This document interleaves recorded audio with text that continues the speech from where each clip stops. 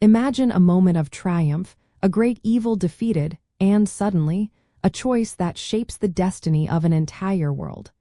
What would compel someone to seize a weapon of immense power, even knowing its dark origins? Isildur took the One Ring from Sauron as a spoil of war after Sauron's physical form was defeated at the end of the Second Age. He claimed it as his own, specifically as a weregild, or man price, for the deaths of his father Elendil and his brother Anarion, believing it to be a justifiable personal acquisition. At the climactic battle of the last alliance of elves and men, Sauron was overthrown, but not truly destroyed.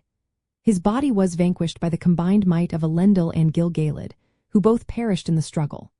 Isildur, seeing his father's broken sword Narsil, took a shard and cut the One Ring from Sauron's hand. Elrond and Círdan, two powerful elves, urged Isildur to cast the ring into the fires of Mount Doom to utterly destroy Sauron's power forever.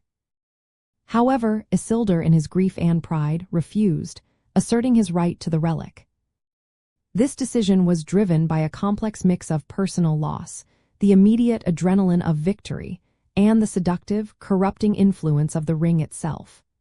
Even in that moment, its power began to work on him, whispering promises of strength and control. He saw it as a family heirloom and a trophy of war, rather than a device of pure evil that needed to be eradicated.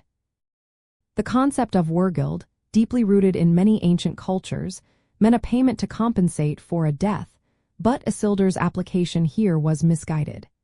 He believed the ring was a symbol of his victory and a just recompense, a tangible reminder of his family's sacrifice.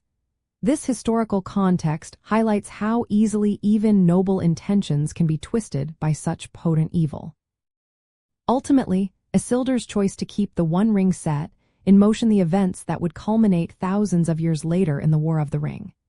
It demonstrates that even the greatest heroes are vulnerable to temptation, and that true victory sometimes requires the selflessness to destroy evil, not merely possess its tools.